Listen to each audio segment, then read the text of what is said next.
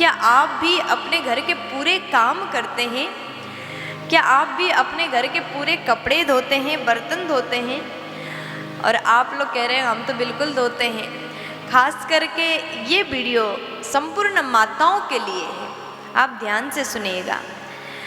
घर की जो नारी होती है वो पूरे घर को सुख देने की कोशिश करती है। सुबह से लेकर के रात तक जब वो नींद से जगती है उसको चिंता रहता है कि परिवार का पालन कैसे करूं, आज भोजन में क्या बनाऊं, आज मैं नाश्ता में क्या बनाऊं जिसे खा कर के हमारे बच्चे परिवार खुश रहेंगे, प्रसन्न रहेंगे। तो एक जो घर की नारी होती है, जो माँ होती है, पूर्ण परिवार का पालन करने के लिए दिन रात मेहनत करती रहती है। और ऐसे में बच्चों को भी चाहिए अपनी माँ का साथ दें। कभी कभी घर में अतिथि आते हैं तो वो माँ अपने परिवार का पूर्ण काम करके अतिथि के सम्मान के लिए लग जाती है।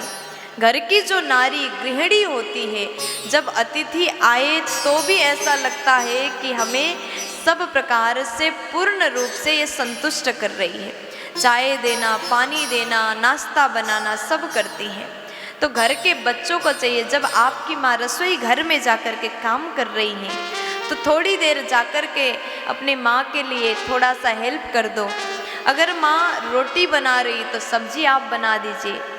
लेकिन आज के बच्चे इस बात को नहीं समझते हैं। जब अपने मायके में आपने माँ का हाथ नहीं बटाया, ससुराल में जब जाओगे तो वहाँ तो अकेले संभालना पड़ेगा। बहुत कम होते हैं जो ससुराल जाने के बाद में उनको अच्छी सास मिल जाती है। अच्छी सास मिलती है, वो भोजन बना करके बहू को खिला भी देती हैं। ऐसी सास तो माँ के समान होती हैं। लेकिन बहुत से जगह ऐसा भी होता है जहाँ की सास तो सोती रहती, उसको लगता है कि बहू आई है तो वही पूरा काम करे। इसलिए नारी को चाहिए, इसलिए लड़कियों को चाहिए कि आप मायके में भी माँ का हाथ बटाएं, हर काम में सहयोग करें। लेकिन आजकल के बच्चे कहने में बड़ा बुरा लगता है, इस बात को देख करके सोचने में भी बड़ा बुरा लगता है। बेचारी एक माँ सुबह से उठने के बाद रात तक रसोई में भोजन बनाती है, बच्चे नहा करके ऐसे निकल जाते हैं, कपड़े भी बाथरूम में छोड़ देते, माँ जा कर के उस कपड़ों को भी धोती है। और जो घर का जो पति है, कम से कम उसको तो इतना समझना चाहिए। शास्त्र कह रहे हैं आप अपने वस्त्र पत्नी से धुलवाते, अच्छी बात है। पत्नियां भी अपने घर के लोगों के वस्त्र धोकर के बुरा नहीं मानती, लेकिन ये बात घर के लोगों को सोचना चाहिए। कम से कम कमर से नीचे की वस्त्र स्वयं धोने का नियम बनाए। हर पति को चाहिए, हर बच्चों को चाहिए।